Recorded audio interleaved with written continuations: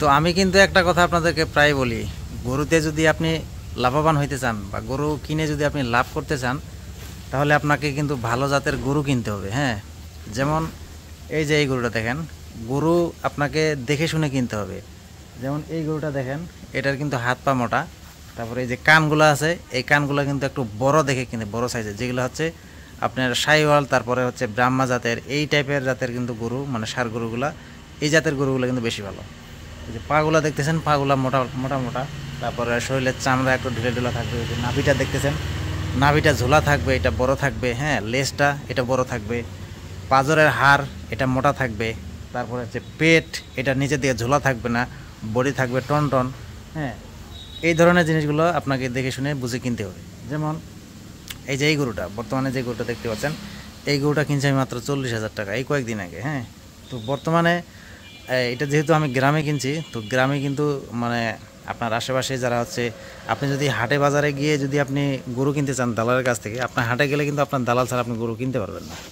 তো হাটে গিয়ে কিনতে গেলে কিন্তু এই গরুটা নিম্ন 60 থেকে 65,000 আমাকে কিনতে হতো, কিন্তু গ্রামে আমি কৃষকের কাছ থেকে কিনছি মাত্র 40,000। হ্যাঁ, তো এরকম যদি আপনি যদি গ্রামে থাকেন, সেক্ষেত্রে আপনি কৃষকের কাছ থেকে এইভাবে গরু কিনতে পারেন। তবে আপনাকে সবচেয়ে গুরুত্বপূর্ণ বিষয় যেটা হচ্ছে, আপনাকে জাতটা নির্বাচন করতে হবে। হ্যাঁ, তো এই যে দেখেন, এখন কিন্তু এই যে ব্যাক ক্যামেরা দেখতেছেন, এখন কিন্তু আসল সাইজটা দেখা যাচ্ছে। তো এই যে শরীরের এই যে চামড়াটা আছে, হ্যাঁ, এই চামড়াটা এটা লুজ থাকবে, বুঝছেন? এই যে টানতে হলে এই যে দেখেন অনেকটা চলে আসবে, এই যে চামড়াটা লুজ থাকবে। তারপরে এই যে আপনার এই যে এই পেটের বরাবর যে রগটা আছে, এই রগটা যেন ফোলা না থাকে, মানে এটা যেন বোঝা না যায়, এরকম গরু দেখে কিনতে হবে। তারপরে এই যে নিচের চামড়াটা আছে, এই যে দেখেন এই চামড়াটা, হ্যাঁ, এই চামড়াটা কিন্তু আপনার এই যে এরকম বড় থাকতে হবে, ঝুলে থাকবে এরকম একটা চামড়া। হ্যাঁ, কতগুলো গরু দেখবেন এই যে এরকমভাবে থাকে, এই গরুগুলো কিন্তু আপনি নেবেন না। হ্যাঁ, আর এই যে দেখেন, এই যে পাঁজরের যে আপনার এই যে হাড়গুলো আছে, পাঁজরের হাড়গুলো আছে, এই হাড়গুলো কিন্তু আপনাকে মোটা দেখে কিনতে হবে। হ্যাঁ, আর এই যে কান, এই কানটা থাকবে বড়, ঠিক আছে? এটা যেমন এই যে দেখতেছেন, কানটা একটু বড়। অন্যান্য দেশি গরু যেগুলো আছে, এগুলো কিন্তু কান ছোট। তারপরে এই যে মাথা, এই মাথা কিন্তু আপনার লম্বা থাকবে না, এটা ছোট থাকবে মাথা। তো এই জিনিসগুলো আপনারা খেয়াল করবেন। হ্যাঁ, তারপরে যে লেজটা দেখেন, লেজটা ভালো থাকতে হবে। আর আরেকটা গুরুত্বপূর্ণ বিষয় কি, এই যে আপনারা যখন গরু কিনবেন, কোন গরুটা সুস্থ সবল সেই গরুটা আপনাকে দেখে শুনে কিনতে হবে। এই যে নাক একবার শুকনা থাকবে না, এবং একবার অতিরিক্ত ভিজাও থাকবে না, ঠিক আছে? নাকটা থাকতে হবে পরিষ্কার এবং হালকা ভিজা। হ্যাঁ, এটা যেমন এই যে ঘামে গেছে, এই ধরনের গরু কিনতে হবে। যদি আপনার নাকে যদি সমস্যা দেখেন, তার মানে ওই গরুটার সমস্যা আছে। নাকে যদি ফেনা বাইর হয় বা মুখে যদি লালা বাইর হয়, এই ধরনের গরু নেওয়া যাবে না। আর এই যে পাগুলো সবসময় মোটা দেখে নিতে হবে, ঠিক আছে?